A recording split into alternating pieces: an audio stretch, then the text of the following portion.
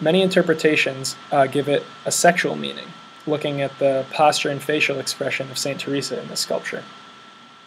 Teresa herself describes the emotions she is feeling during this moment of ecstasy as a spiritual marriage, a moment that isn't sexual, but one of complete holiness that human senses cannot understand. The dart of love, as Teresa calls it, is the arrow of the angel coming down to pierce her soul so painfully that it is jubilant. She acknowledges that she falls short in describing the feeling because it is out of the realm of human senses. Now, theology played a very big role in the Renaissance, as seen in the literature of the time and the ambassadors. As mentioned before, there is a hymnal book present among the tools. This, along with the clergyman and half-hidden crucifix, are indicative of the important role theology played during the Renaissance. During the Renaissance, there were many new political ideas floating around as well. Many authors, like Sir Thomas More, created works like Utopia to make a commentary on the current forms of government and sort of satirically point out what they perceived as flaws. Machiavelli, in The Prince, vouches for a new form of government that seems quite radical, but the Renaissance was a time of new ideas and changes, and that didn't exclude politics. Sir Thomas More writes the book Utopia, which is a detailed description of a fictional island called Utopia.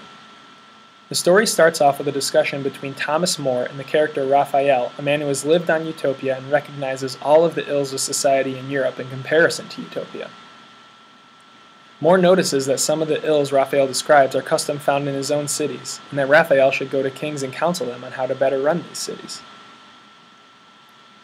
When More advises Raphael to counsel kings, however, Raphael says that the kings won't listen to anything he has to say, and make even more ridiculous judgments about his ideas to help.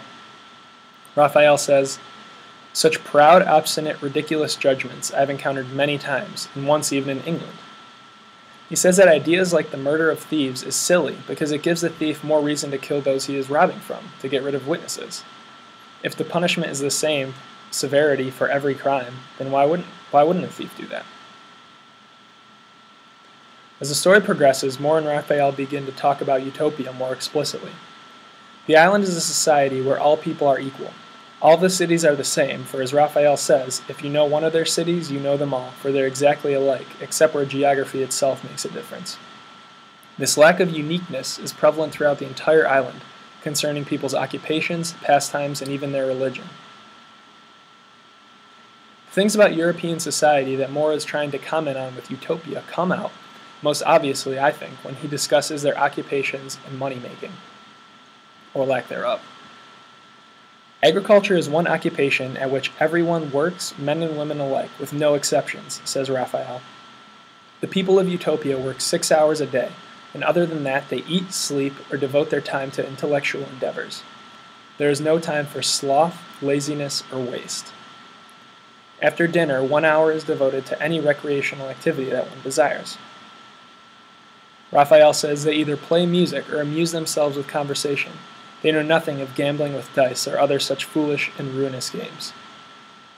One of the most important things of these occupations is that everyone, even those who are exempt from working, work so as to set a good example for their fellow citizens.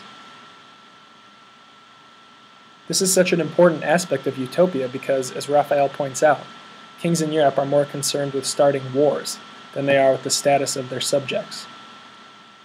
More is trying to say that the lack of care rulers have towards their subjects is disappointing in Europe and potentially dangerous. Moving on, let's look at Machiavelli's book, The Prince. So Machiavelli wrote The Prince, and during this time period of the Renaissance, and it's a book basically giving advice to a ruler on how to be effective. What is so interesting about his advice, though, is that it seems rather cruel and lacks empathy. He writes that it is better to be feared than loved. Machiavelli says, "A wise prince should build on what is his own, and not on what rests with others. Only, as I have said, he must do his utmost to escape hatred." What Machiavelli is saying here is that a ruler should do what is best for himself and always try to escape hatred. Basically, be a cruel, feared ruler under the guise of being a loving ruler, so that people will fear you, but only subconsciously, thinking that they will love you while actually fearing you. These are the type of things that Machiavelli advocated for.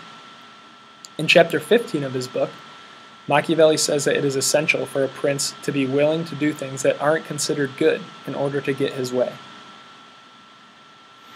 Machiavelli writes in chapter 15, "It is essential, therefore, for a prince who desires to maintain his position to have learned how to be other than good, and to use or not to use his goodness as necessity requires." He says that this type of leader is characterized by qualities that warrant either praise or blame, and that a prince has to know how to hide his vices so that he can keep his position as a leader. What is so interesting about Machiavelli is that his tactics aren't exactly ethical. He's advocating for the deception of the ruler's subjects so that the prince can maintain his position of power. Machiavelli tries to work in instances of how this can be good for the state as a whole, but the actions of a prince who follow these instructions might be considered unethical if someone were to look a bit deeper into the prince's habits. Let's take one more look at the ambassadors. Within this painting, there's a distorted skull that's easy to miss if you aren't looking for it. The skull is representative of many aspects of the Renaissance and is worth looking at some more. The first thing that this skull represents is the limits of human vision. Since the skull can only be seen if one turns the painting to its side, and the painting can only be seen from the front, the distortion represents the distortion of human sight. There are things that humans are not able to know solely because of their humanity. This distorted skull is meant to show that while human vision is distorted with time and is limited by distance, divine sight transcends both space and time. Another thing that the skull is meant to represent is death within humanity. It is meant to show the limits that human life brings along with it. No matter how much knowledge and information one can pack into a lifetime, that store and treasure trove of knowledge will die. And again, while humanity has a time limit, a finiteness, divine knowledge is all-knowing and transcends all time and space. In conclusion, The Ambassadors by Hans Holbein is taking this painting's viewers on a journey throughout the Renaissance. He represents the political, geographical, theological, scientific, and cosmological ideas of the Renaissance through the artifacts on the tables, the half-hidden images of the crucifix and the distorted skull, and even the ambassadors themselves. The artifacts on the table are representative of the discoveries and exploratory expeditions that went on during the Renaissance, a period of discovery, knowledge, and invention.